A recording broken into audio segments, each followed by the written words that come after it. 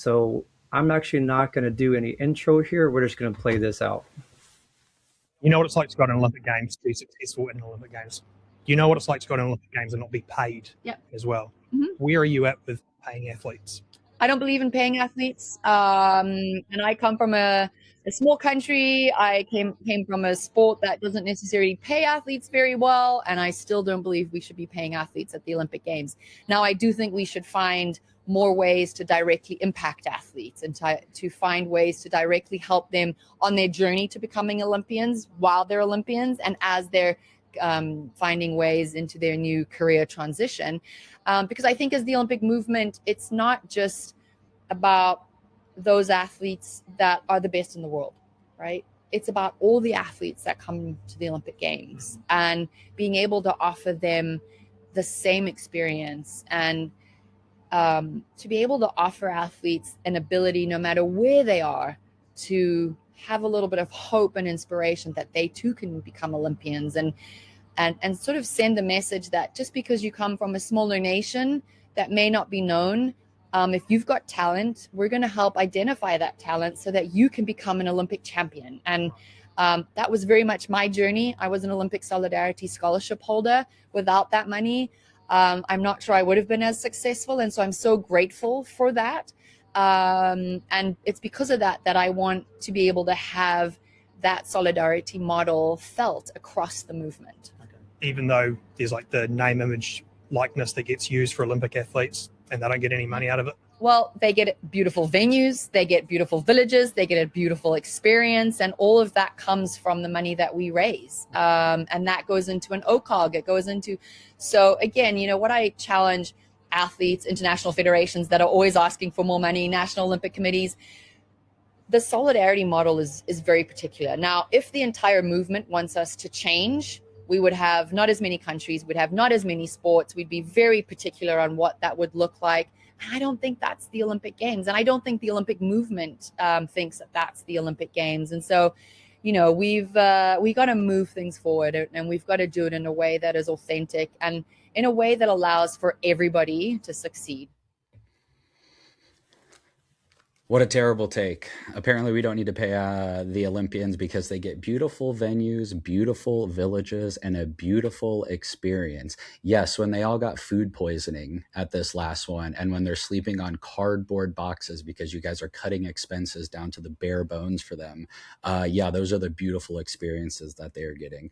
This is just the worst timed article, worst take. I'm so disappointed in Coventry. I thought she would be doing better than this, but coming right off the enhanced games, I mean, this literally just proves the point. It couldn't have been worse timing. It just proves the point of the enhanced games. Terrible, terrible take. I'm actually speechless. There's very few moments I think where I don't have a lot. Well, what's interesting? See, dude, I don't even know where to start. Okay, so let's go back to the point where she said something to the effect, the smaller countries that can't pay. I don't, that's such a finite point that she's missing the big picture. So let's say if all countries are putting in money to an equal pot, and that's how money is distributed through sponsorship dollars, through whatever, that actually gives people from smaller countries less opportunity.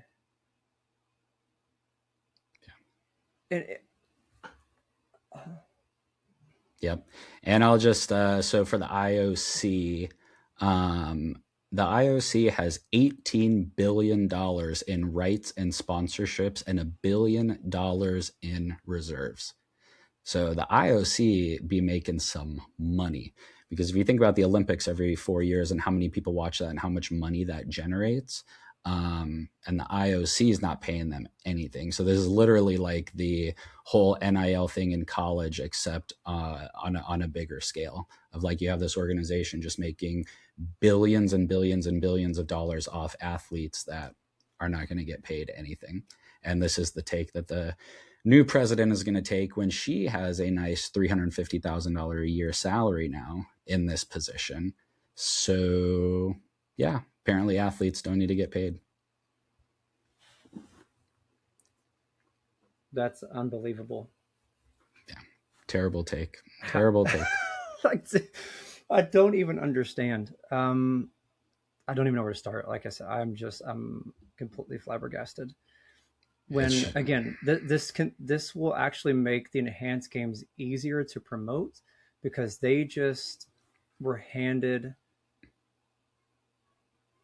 gold on a gold platter served by a gold angel in terms of like promoting a different message. It says, hey, we're here for the athletes. And even if that's not the case, people are still getting paid. Like, let's not forget that. Yes, I understand the enhanced games, yada yada yada, but they cashed $250,000 checks for people that never would have touched that in their life. So again, gold platter, gold on the platter, golden angel, just to the enhanced games, and they're going to have that clip till the end of time. Oh, they're going to be playing it so much right now, dude. It's going to be crazy. Just and it's just that typical of like, well, I didn't make any money when I was becoming an Olympian, so nobody else should. It's like, yes. Oh my God, that is so disappointing. So disappointing. Because like even go ahead, sorry. No, my bad. I was just going to say, the roots of, the Olympics, et cetera, were founded in basically like the AAU format. Like, we all know this to be true. But as time has gone on, obviously with the NCAA system and NIL, that's probably taking things too far. But when we have professional athletes stepping onto the world stage that have given their entire life to this thing, and to be told, yeah, you can come in and stay here for free and on the cardboard box beds like in Paris and get food poisoning, and that's your reward. And obviously they do it for more than just the reward, but dude. Yeah. Yeah. I mean, I don't even know. What else do we even say? Yeah. What else is there to say on it? I mean, I'm reading through the article right now, and of course, like, yeah, the article talks about the enhanced games, like right under it. And that's actually where I think,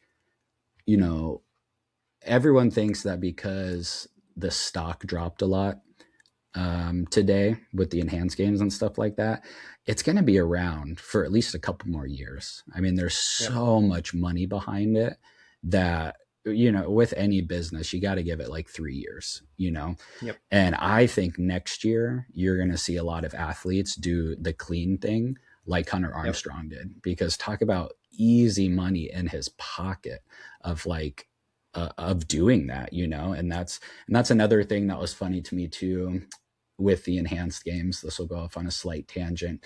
I don't think people quite understand what the enhanced games are.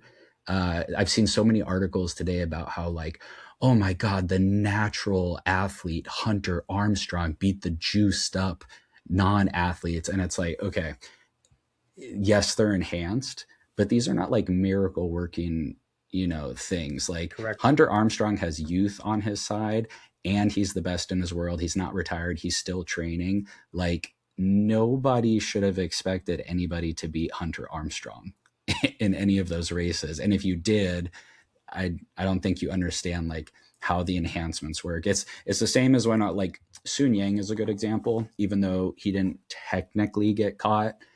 Obviously, everyone still has the opinion that he took stuff, which is fine. But the comments that I'll get on him when I do reviews on him is like, well, the only reason he was that good is because he was taking stuff. And it's like, anytime I get a comment like that, I'm like, you really don't understand like what EPO or the enhancements do. Like, no, if he didn't take anything, he would have still been the best in the world. Now, would he have been as dominant? No, absolutely not. But it's not going to take you from an average swimmer to world champion level. It's going to get you that last 1 or 2% to get to the absolute tippy top. And so I just think next year with the enhanced games, you are just going to see a lot of athletes stay natural, which is great. They are going to go there and they are going to cash in on some easy money, because why wouldn't they? Especially with comments like this coming out. Yeah, there'll be a lot of behind the scenes deals happening like right up to the last minute, where you're going to see a lot of new names, I think. Yeah, because it's a paycheck and you don't have to take the compounds and everybody wins. Yeah. Here we go, man. It's going to be a crazy few years. I know. Yeah. I mean, all this leading up, we got the Olympics in 2 years. So I'm really interested to see what's going to happen. I just can't believe she said that in an interview. I mean, it's one thing if that's like an internal memo. Yeah, and it's it makes you wonder how many athletes were on the fence of like, okay, maybe they were asked to join the games, and then they see a video like that. Like, how many people did it actually push in the opposite direction? Yeah, I mean, at least a couple, because enough. I mean, it just takes a few. Like, yeah, it's like, what are the athletes supposed to do? I mean, what are they supposed to do? I mean, like we've talked about before with the enhanced games, it's like, you may not like it, you know, people are going to have their own opinions on it, but like, it is paying the athletes. And at the end of the day, like when Hunter Armstrong did his interview at the enhanced games, he basically talked about, I had two options. I either retire from swimming because I have no money and I need to get on and go make some money in the real world, or I do this naturally and make like an easy 400K.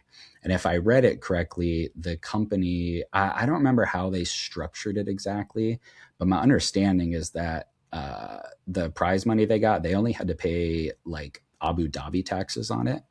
It's not like they're going to get half of it taken away in the States. So he made bank in one night.